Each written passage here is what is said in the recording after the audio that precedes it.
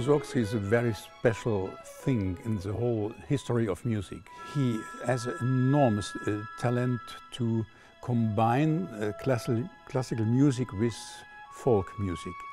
So this was a group of composers, together with Rimsky-Korsakov and others, the so-called Mächtige Häuflein. They tried to make a real Russian music, independent from the rest of the classical music. If you look in the group of composers, they are together there. Mussorgsky is far further in the direction of modern music.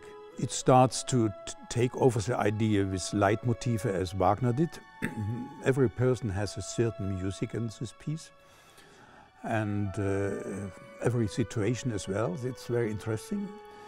Then his whole harmony thinking is far from the Romantic period.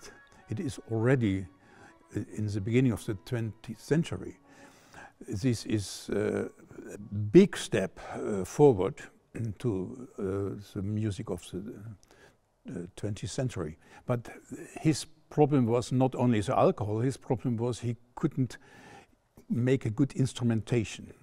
So we don't have the two operas, they are actually not Mussorgsky instrumentation. And this is the weak point. And especially with this piece, he never heard this piece. He died in 1881, and he was only 42 years old, and the piece was not finished.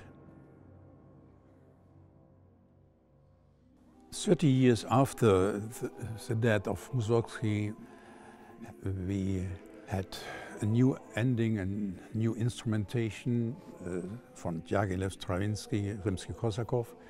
And in the 1930s, the first piano score came on the market.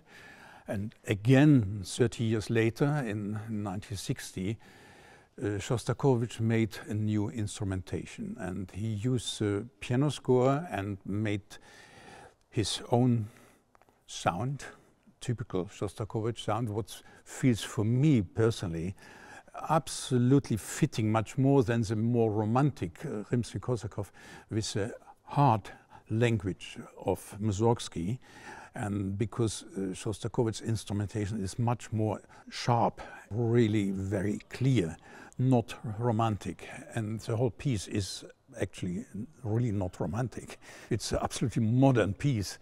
So finally, the premiere of this version, it was in 1960. So we have this piece actually not such a long time. It's still a new piece. It's not so often performed.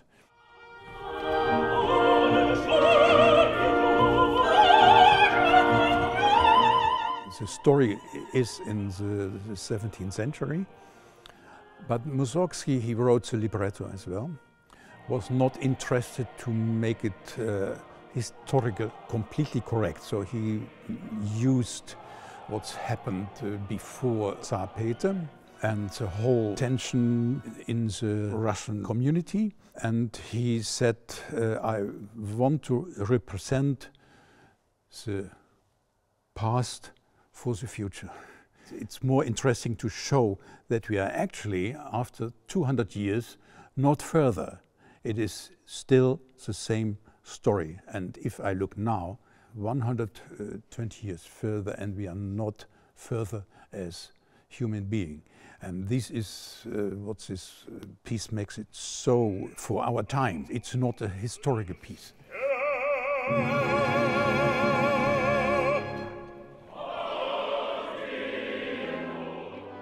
Mussorgsky wanted to show how people can manipulate, how the fanaticism from religions.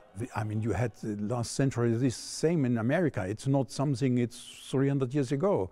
This fanaticism is one of the biggest point of all the wars, even now. And on the other hand, he was interested to bring the Russian folk music in the opera.